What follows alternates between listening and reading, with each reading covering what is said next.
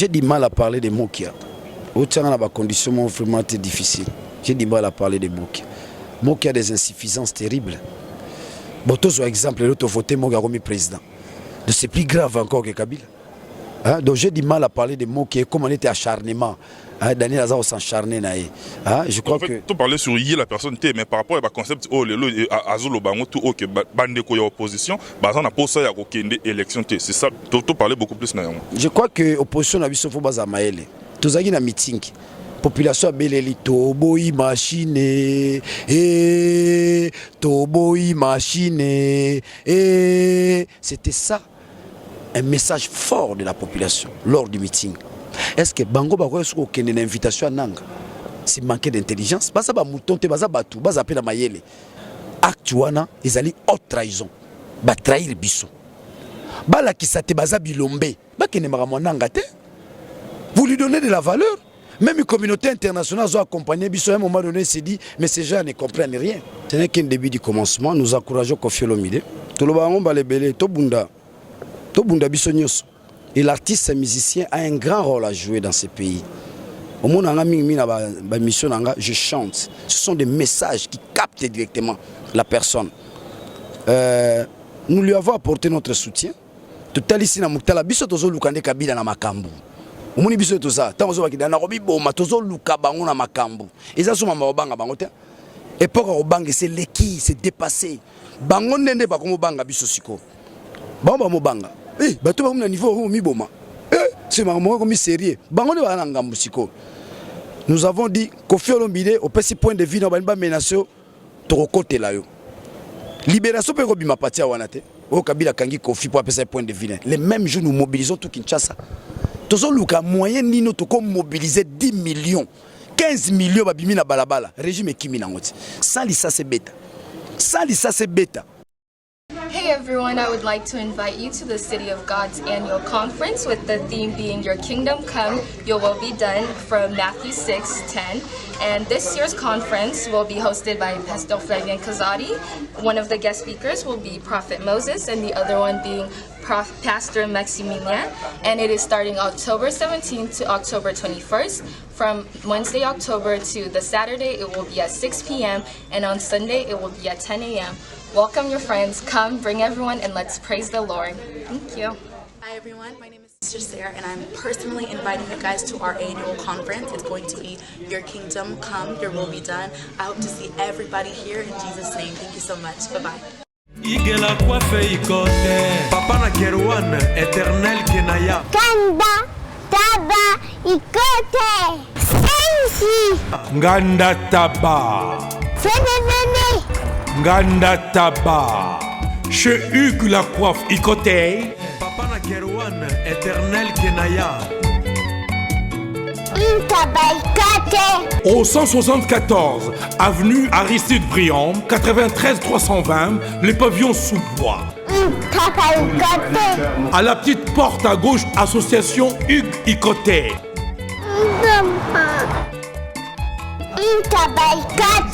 01 41 55 0000. Ntaba Ikoté. Descartes Construction et yeah! Fini l'inquiétude pour la réalisation de vos constructions de rêves en RDC au prix imbattable.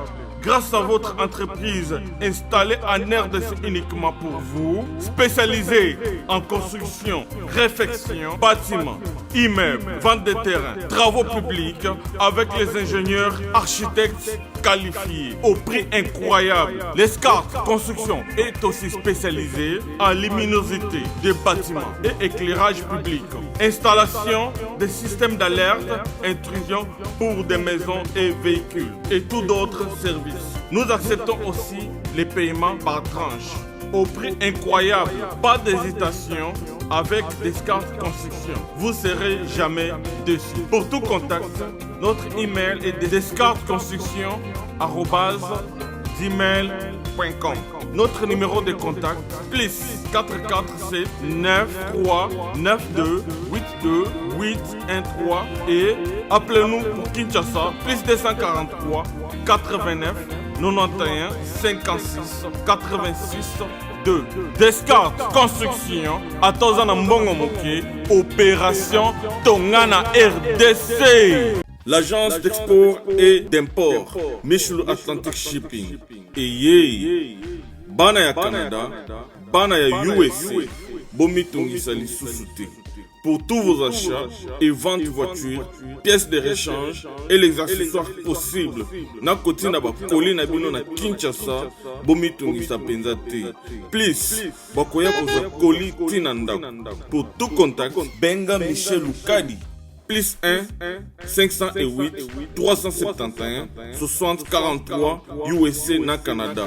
Pour la Kinshasa, benga na plus 243 89 551 30 38. Michelo Atlantic Shipping. Yaboye. Bazuwapi. Raph Ngindou, félicitations pour la promotion, ça la rapport à l'artiste. Que Dieu te bénisse. À connaît pas demander, il n'y a rien en face. Ici Cappuccino, LB, Rambo 2, Mister Double Face, la musique bio sans microbes. Suivez Congo Promo TV avec le PDG Raph Ngindou. Eh ben, on est makambo, bison des solutions. Nanenga mabete Congo Promo Raph Ngindou, aza mutu aza na mbongo boga, aza na bakara danger. Donc, ya mutanzalate. En tout cas, félicitations, merci Sito Oumela. Raph Ngindou, le présentateur de la force créative Congo Promo. Et faites comme moi, allez voir Congo Promo, tv5.com. Donc au nom de Jésus-Christ, nous bénissons le Congo Promo. Avec Raph Ngindou, Congo Promo ne tombera jamais. Piccolo Congo Promo ndé. Ouais, balobi Raph Ngindou. Congo Promo toujours, grande puissance. Come on. Congo Promo qui torcos net in a film. Congo Promo babunda na nango. Raph Ngindou. Congo Promo. What a plus, what another boss là.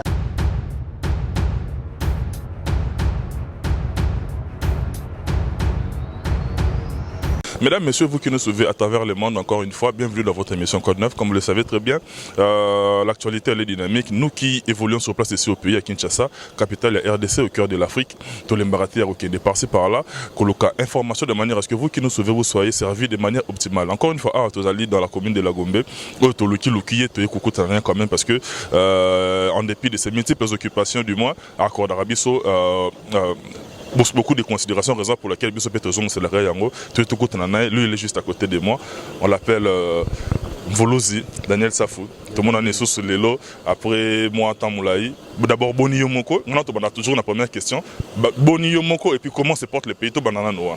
Bon, on a santé ça bien, sur tel monde santé ça normal, tout ce qui nous demande à Dieu, à battre la Biso, tout le monde habite Tina Souka, tout le monde a bonheur nango. Mais en ce qui concerne la deuxième question, pays au marché, tous qui une élection en violation de la loi, ne balobi na droit. C'est-à-dire que machine à voter wana, ezala ndingisa mokote o mobeko epesi yango. Ezali bongo likanisi ya moto, na nzela lokoso na ye, mafia na ye, escroquerie na bango.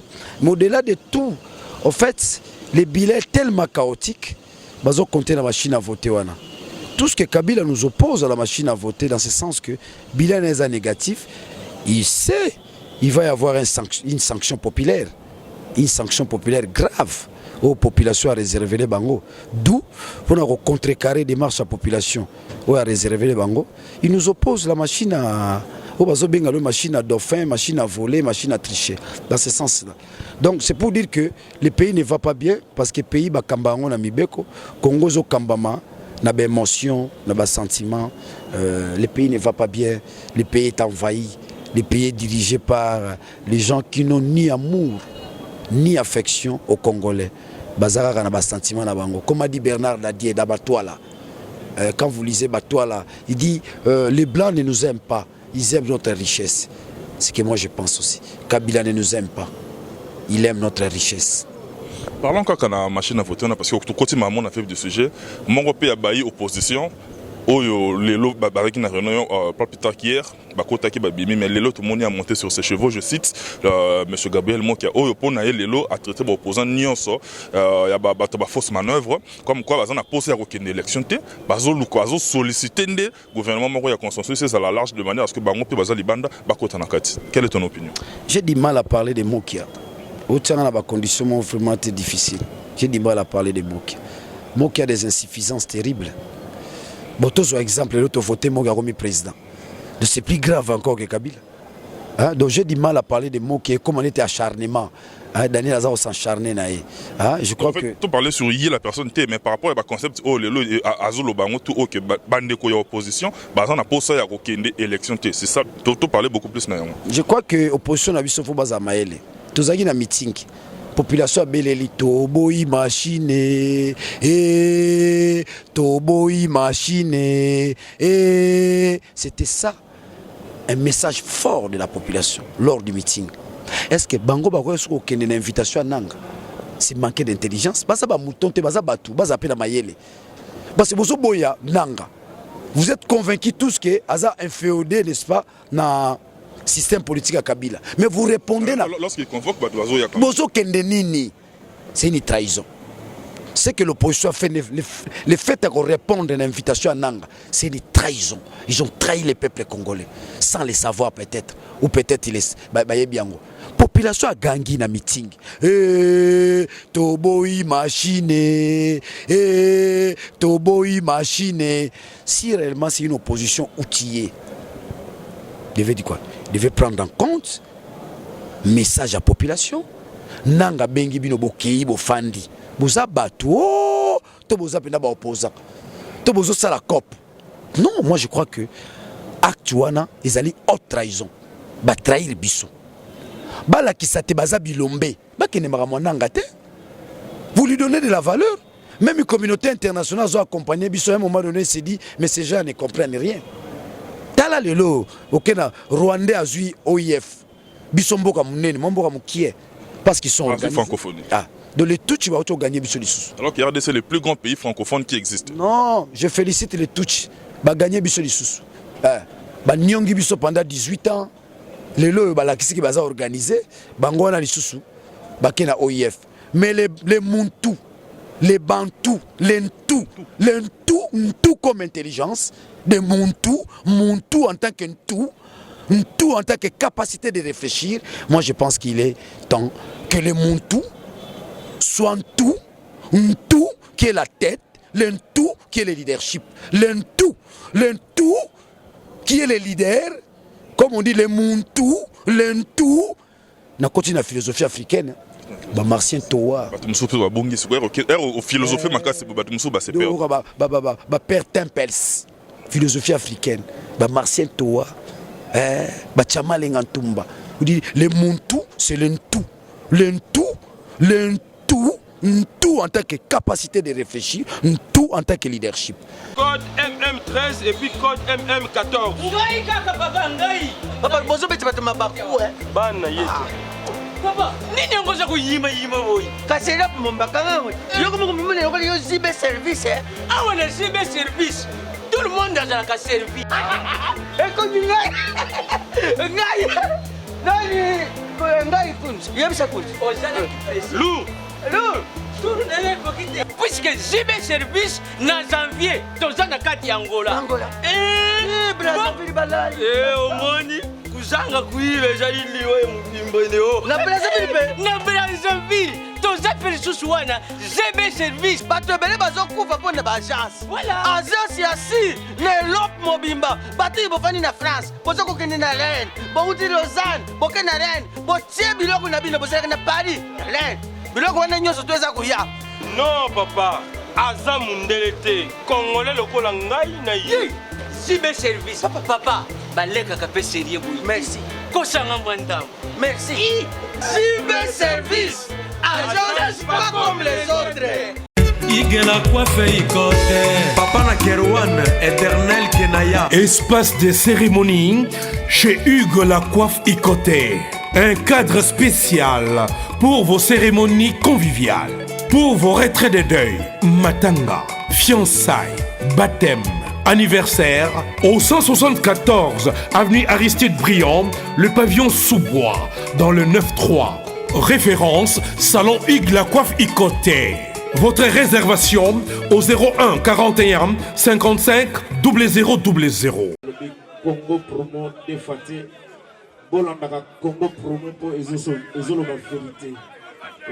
Avec Congo promo It's not the same. C'est pas pareil. Raf Ngendo.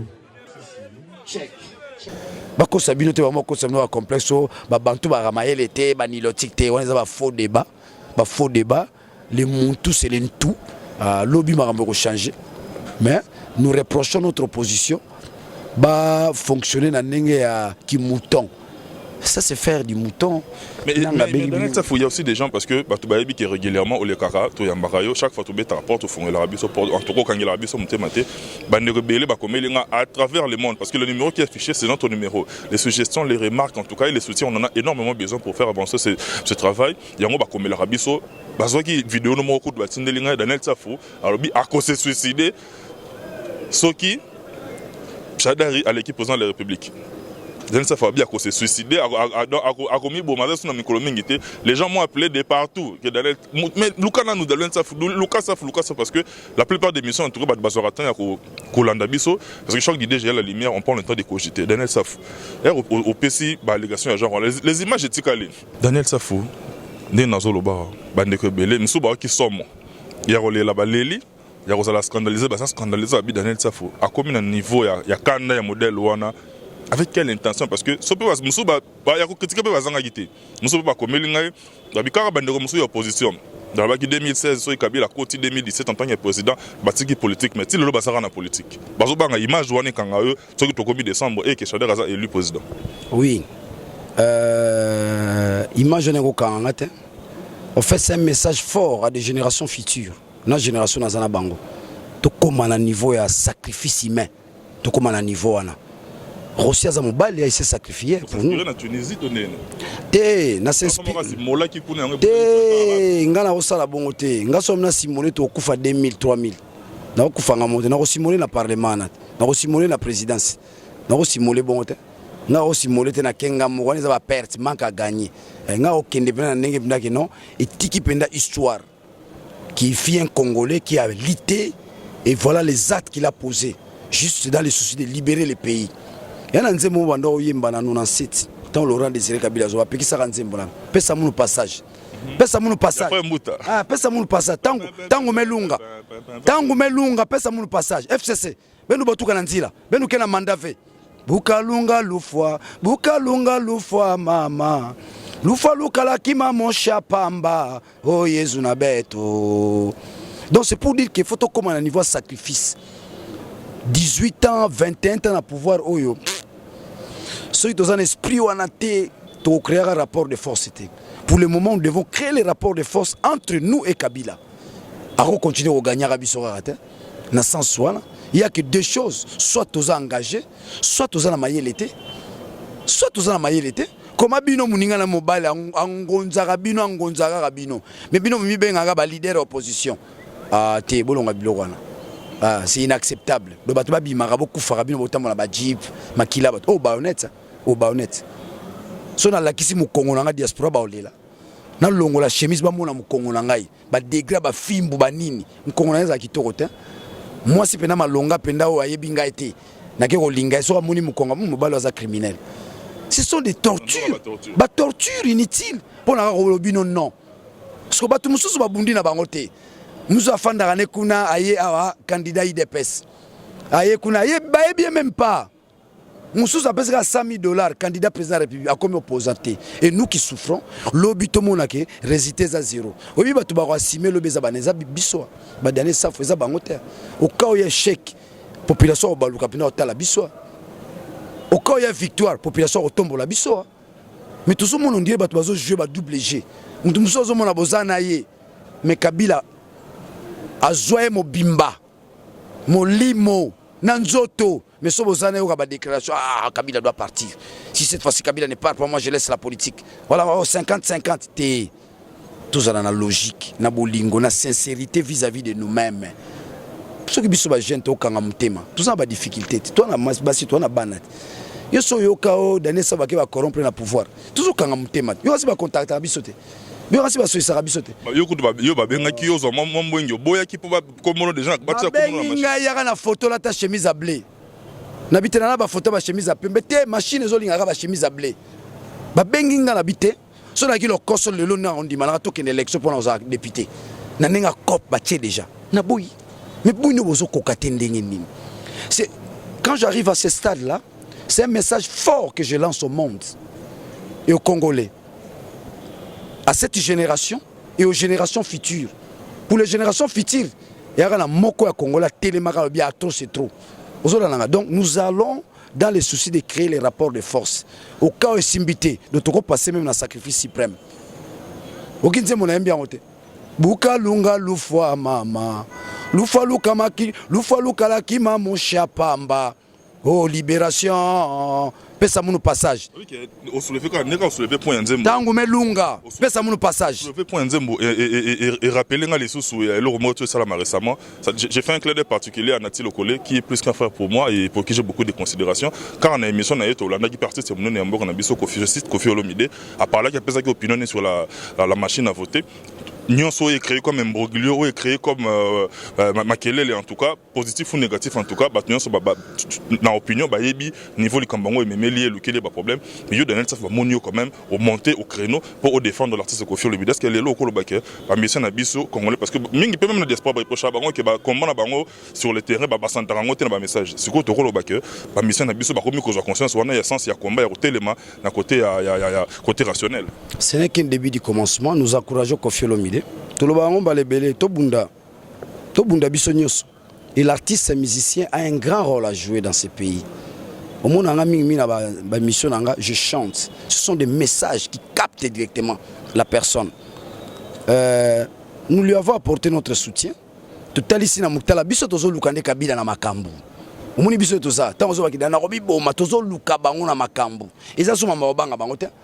Époque obanga c'est l'équi, c'est dépassé. Bango nende ba komo banga biso siko. Bamba mo banga. Bato ba na niveau mi boma. C'est maman comme sérieux. Bango ne ba na ngambu siko. Nous avons dit Kofi Olomide au petit point de vue na ba menace to côté là yo. Libération pe ko bima patia wana te. O Kabila kangi Kofi pour appeler point de vue. Les mêmes jours nous mobilisons tout Kinshasa. Tozo luka moyen nino to ko mobiliser 10 millions. 15 millions babimi na balabala. Régime kimi na ngoti. Sans lisa c'est bêta. Ça c'est bêta. Surtout comme la boulot dans ce salaro.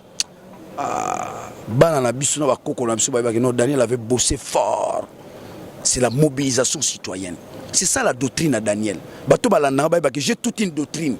Ma doctrine c'est la mobilisation citoyenne. Mobiliser tout un peuple contre un pouvoir plus dangereux que le pouvoir de Mobutu. Et là bato ba bossa. Et là ozo boma biso, tozo utiliser ba arme kaka oyo. Tiseke da tiki la rabiso. Oh bah arme à dictature. Oh le Kabila il faut utiliser d'autres méthodes, d'autres approches parce que le pouvoir n'est beaucoup plus féroce que Mobutu. Moi ma rambo avancé exact. Donc logique au Vietnam à tikela biso, c'est logique à dictature. Mais autre ça la logique à dictature, le pays est envahi, le pays est occupé. Il faut des armes appropriées, des méthodes appropriées, les approches appropriées. Na sens wana donc faut Congolais to fanda ya nazo senga na fandi si cellule de recherche politique cellule pour na boy nangolo ba stratégie bon mutu to mo la stratégie nous avons mis en place une cellule de recherche politique c'est-à-dire nous on a la partie minée en Afrique du Sud bazana ba ce qu'on appelle les analystes des faits ba yebi na momani ni to senga marche momani to senga meeting momani to balancer peuple. Parce qu'ils analysent des faits politiques, de près, de manière rationnelle. Biso ezati. Biso mutalamugi na tonga imité programme en salle. Balati sera comme opposant. Il y a un grand opposant na mutuni lo onyeza na kati. Projection ni nanga zanango pour libérer tout un peuple. Un peuple on prépare un peuple. Peuple va préparer. Peuple comme megate na hasard. Ningo position na biso moni lelo. Bazo fonctionner na hasard. Ah peuple obima. Marche ezala ya kaka. Non, les peuples on les prépare. On les prépare par les idées claires et distinctes. On les prépare par des approches stratégiques. On les prépare par les concepts. On les prépare même par la date. Net il va congolais toi la date le 23. Faut la date ezala mutuya mwana maman koko. Date que le 23 ezali élection ezala te le 23 c'est dans ce sens là. Alors mais biso dans une position à déclaration. Quand tu me vois dire que non, je suis prêt même à me sacrifier au cas où Chadar a passé. Mais mon frère, ezala une escroquerie, une vaste escroquerie inacceptable. Pour Chadar Atamboua, tous Mbouako, Chadar Atamboua, Atan Taba, to latissier drapeau Congo, to bi candidat na biso yeyo. Mboua n'a pas gagné. Mboua a gagné, mon Mboua va publier Mboua a gagné. Ce que Mboua dirige Binoté. Mais Daniel, tout comme pas tous, peut-être mon laïté parce que ma camboya ça les ébélés. Mais personnellement opinion par rapport il a fait automo dans l'élo en Angola ça fait plus de 180 000 Congolais expulsés en Angola. Oh jusque là bilan ça va 14 morts par rapport à Bavir ne bazon c'est pas Congolais ah ouais. En Israël bazon ici va refléter 300 Congolais. Na baza kutukutu il y a un coup de connaît comment un coup de monnaie courante. L'élo a on a niveau pays silence radio par rapport à Baféon alors que tout le monde on a pays nous sommes organisés. Ce qui a moko ya bangaka à perdre de bons moyens. Tout le monde a quand même besoin d'aller devant pour en parler et puis dénoncer les faits. Non, Bisso, nous ne sommes pas un État, c'est un État fantôme. L'État n'existe plus. Outomo Kolo Baboye comme Bisso na Maponami, Bapunza qui État, l'État congolais n'existait pas. Vous savez, l'État en sciences politiques, l'État, les alliés territoire, population, n'a pas institution. C'est ça l'État en sciences politiques. En sciences politiques. Mais sur Rolandi Bisso, territoire est allié, population est alliée. L'institution est alliée. Mais c'est un État fantôme, un État faible. Le État fantôme, comment État destructeur. Donc, banana yo bako bingana wona mboka bapaya. Le nom dit c'est quoi? Bako zongi sabato, bako no bobunda pona mboka na mine bonga. Ah bozo salani. Allez vous battre pour changer la donne dans votre pays. Et puis, tant que banana yo bazo sakana la mboka hier. Bino moko lobat. Silence radio lingo laksani. Baza suna pouvoir té. Ils n'ont plus le pouvoir. Makanisi na bango na mayele la bango komi na libumu mbongo bazwa nkita ata lobi baza suna tozonga susu na principe ya soupe mais ya kayango ezaka philosophie te mikolo na kapela la soupe ngulu na ebiso ezaka philosophie bali aka su mikolo bazolia michopo hippopotame tuna wenze nango ezala bazwa hélicoptère bakena ba parc batuni chef à parc oh vous avez tué combien d'hippopotames au 4 michopo to ba fandi bali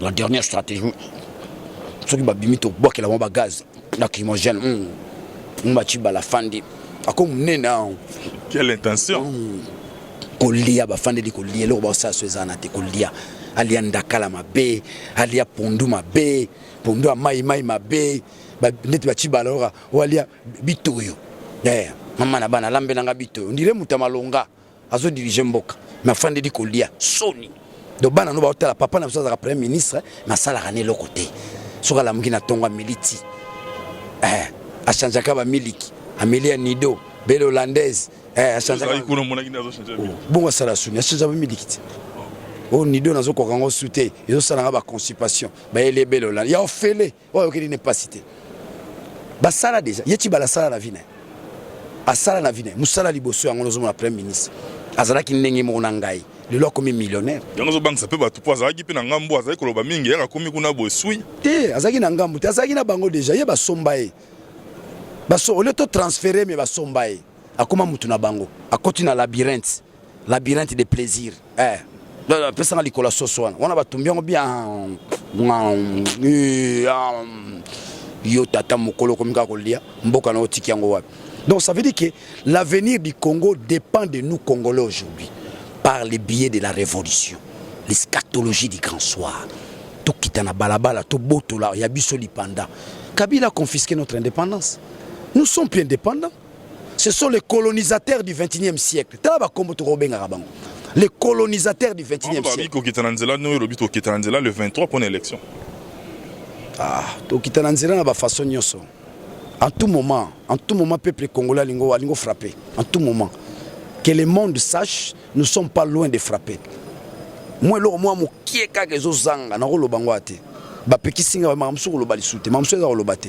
nous avons des grandes informations. Nous sommes en contact avec le niveau du département d'État américain. Et ça, mais déjà que tout ça, niveau plus plus niveau zokola. Vous comprenez? Na relaxo ba numéro. Na relaxo moni ma Herman Cohen a bengaki. Omo ba niveau tokene nango. De tokene niveau ba to ko écraser bango kaka. Mais ba nego tout botalo parce que tous auto comme nation na Bokaboni Daniel Safou. un dernier message na beaucoup de parce que les gens qui vous suivent à travers le monde comment est-ce que tozola muka actualité na mboka ezo kine ndenge nini pesa bango liloba moko s'attendre na nini na allure makambo zo kende opposition bakotaki bayokana te nanga isi bango bobima bona moki telemi koto ba telemi yo ozali d'abord journaliste analyste lelo ozo kota na scène politique comme acteur bande ko batalo na mokili mobimba okoloma na bango nini par rapport à ndenge mboka na biso zo kende lelo elo moka na loba na bandeko victoire eza na maboko na biso esengi biso ka tozala beaucoup plus responsable. J'entends par responsabilité toyeba kotambola na peuple tozala sincère peuple ayebisi bino boboyima toboyi machine bobino bokokende so na réunion nanga ndenge nini muteke bino mo bozo se surévaluer bozala mibali te bokomi ndeti bantaba bazomema bino kande balingi bamemi bino oh yaka réunion. Nous sommes tous convaincus que Nangaza est inférieur dans le système à Kabila. Mais pourquoi vous répondez toujours à la invitation? Bobo qui ça est. Le fait de boire qui machine, to bois qui ça est. Total la bango, ceux qui penda bango, bazami bali koleka biso, les 23 baromema biso raboté. Peuple aza prêt à riposter. Yango ki nazoye mbanzembo. Mukalunga lufwa, bukalunga lufwa mama. Lufa lukala kima mon chapamba. Oh Yesu na betwe. Pesa munu passage dit. Libération. Pesa munu passage FCC. Tangu melunga. Pesa munu passage. Oh libération. Bukalunga lufwa mama. Lufa lukala kima mon chapamba. Oh Yesu na tozo bima na balabala. Soko retire, tire non. So boma non. Yambalo dane safu liboso. Tracteur. Oh to char de combat. Tes anzoto pedi ça c'est kotara. Liboso, c'est un défi. Nous vous lançons un défi. Toujours dans ba action de la rue, sans pitié. On va ba Robocock. Olinga ka koboma. Lelo okoboma. Okoboma. Merci Daniel. Je vous remercie. Joe, non c'est ngolo mora. Koyaka ba interview to ebisanga ba mokiana. Ce sont pas des gens sérieux. Ce ne sont pas des gens sérieux. Nous avons besoin de gens sérieux. On ne peut plus citer les noms qui nous désavantagent. Si on remarque dans l'émission, on va combattre les assouteurs. Les assouteurs, on va dire Daniel Saf. Au tout peut sauter. Peso de Rossi, ça a été 5 euros. Le pont de Rossi, c'est pour nous tourner les caméras. Tu es peso en place, l'école de la résistance, cellule de recherche politique. On a besoin de bino babayer des fonds banani, bato balinga Congo. Et là on a bino yangwana. Pour évoluer bien, on a besoin de soutien moko. Tout marché ba monter, on a besoin de soutien financier. Au moni peso ça na incarnation esprit à Tshisekedi. Moni ba 13 parlementaires. La génération a besoin incarner esprit à Tshisekedi. Parce que ba besoin adhérer na idéologie wana le bazali. Somme on a des yeux. Boto vivre ndeni. Boto somme ba carte na 1000 francs. Somme. Ce qui na qu'est-ce que ba 1000 francs. 1000 somme. So so bata poto bandimba za ba adhérent ya peso avec 10 euros. Pas tous la classe moyenne té. Ngazo aura toujours diaspora comme étant notre classe moyenne qui peut répondre à certains besoins notamment bilonet ba peso. Balobi te ke mutele so ba 10 millions té. Beaucoup tani 20 10 euros bokangi c'est comme 200 euros. Botini na kesa peso. Et mbonga Daniel té. Les mbonga école, l'école de la résistance. Peso, et on te tient comme peuple souverain. Hein? Mon continuer za peuple. Mon continuer za so batouté. Et on a des lecteurs là. Des lecteurs là. Mkonza Moamba. Moamba mukili mobimba. Moamba mukili mobimba. Numéro na on dit aux vulgariser en makasi to c'est la moment opportun to ne pas tout le monde ba tumso ba bandi déjà ko vulgariser ba numéro. Nazana ngachoté. Nana ngachoté na mamango le 23. Mutaza na mandat officiel tam mino ba élection. Boba faiblard. Ba on fuka bino. Nana ngachoté. Ma vie n'est pas nécessairement fona zara député. Bitumbonga na bundi ko na kola na ba pongi. Félix soit comme président, na zo parler na benge Félix ne tine na ba loso. Oya comme ministre ni bitumbo to bundeli nde batu lo ba koma ba konzi. Mais na choté na mwaki députation pour na za sir soto ke na députation na ko beta bango. Moamba na numéro 1 c'est Daniel Saf. Nta bundi na kisasa netinga azate. Azate. Ko zo bango nyonso. Nazo incarné puissance à IDPS na Tshisekedi puissance on est nazo incarné ya omoni mutu soko za na schéma on a té bon ça PV na ancien président Kassabou tout ça idéologie là té synchronisation d'esprit supérieur té au moins Kassabou za na pointe Tshisekedi za na pointe c'est ça donc en fait c'est la récupération du combat des anciens avec de nouvelles méthodes. De nouvelles méthodes. Daniel Tolobela Tshisekedi le lobby de Bolobela ba Daniel Safo. Merci Daniel. Non, et là on a senga bo s'impliquer na peso. Peso ezali plan de sortie à libération à Congo. Ngana zanango. Sans arrogance. Na zanango. So batu ba chetembe bu kocha contact nangai na tali soka chapitre moko au kotikao. Peso ezali, je répète, c'est l'école de la résistance. C'est aussi le plan de sortie devant faire face à Kabila. So tali Kabila nyongi batunyo so toi. Batunyo so nyongi bon. Est-ce que nyongi so ba Daniel Safte? Biso za mu pepa sika. Génération sika. Une nouvelle intelligence. Aussi sera mandolo homonous, les hommes nouveaux. Alors, vous devez faire confiance aux esprits nouveaux, au nouveau leadership. Daniel Safo, c'est le nouveau leadership au Congo. Leadership à sika. Na Gérate, na Zala Mukondite, journaliste kaka, na Telemi. Na Telemi. Vous avez nangai. Makamuse belé, mamuse belé. Na sepeli mingi na bande kwa mukili, o ba kwa ki passe temps na bike so Shadara leki na komi boma. C'est pour dire que Shadara a olekate. A olekate. Ponga rolingate na kufa. Na rolingate na kufa. La vie ezelo ka kitoko. Comme a dit Gandhi, vie ezelo ko elengi. Hein? Le but est que na boyi vie. Mais nazo tali sakaka ba imokilité, to kota na dimension ya sacrifice suprême. Pour l'euro bazo moni la bisezani. Ke baba obomayo. Ke baba enlever. Tika bana. Yo ballon vers la main tonne. Parce qu'on a yé que non. So vous meki le 23. Système na nezarara. Ah. Betuku foi. Merci de l'être. Betuku foi. Taleza mutu moka loba. Ba shala. Ba foi. Viens nga mungulu diaka. Ah, no Shadari, n'insistez. Attends Mboua a gagné Shadari. Merci Daniel. Nazu Mboua n'a Djouki candidat a gagné Shadari. Merci Daniel. Merci beaucoup. Mesdames, messieurs, nous on est pratiquement arrivé à la fin de cette émission. Si vous avez aimé, dites merci à celui qui est derrière la caméra, mon petit Cédric Bakamana, professeur des élèves, encadré des sorcières. Grand merci à tous nos partenaires à travers le monde. Maître Serge Kounké Banalilt, merci d'avoir un soutien. Just Chingoma de Liverpool, Pamphile Pembe, les Blaise Samba Sambale, Nalinga Abino, Mastananga, la Grande-Bretagne. Merci Pena Italie, Navien Nanganto, Mokonzi, Mutema Dorian, Fezabino, Mibale, Ndeba Parra, Brian, Nalinga Abino et à moi, en tout cas, le 17 octobre, anniversaire de ma fille chérie, Johanna Marilyn Matope. En même temps, merci parce qu'il n'y a pas d'anniversaire, on est le même jour où on a Gloria Manzoni, la maman HH, merci et puis la princesse Deborah Ngongo, merci la princesse Deborah Ngongo, meilleur choix, yo les a le 23, on a bandé déjà sikoyo. Mesdames, messieurs, c'est ça qui est moi, Atikibino, to kutana prochainement en tout cas, et puis Moutounanga Mongo à Paris, on a frère Nanga Penato se retrouver il n'y a pas longtemps, le célèbre Flavien Essopa, Luso Tchatche Maboko, Alatalata. Merci, d'ici la porte. Bonjour à tous, vous êtes sur Congo Promo. Si vous aimez plus de vidéos, cliquez le bouton en bas, abonnez-vous en masse. Moi, Bérodès, je me suis déjà abonné. Il reste que...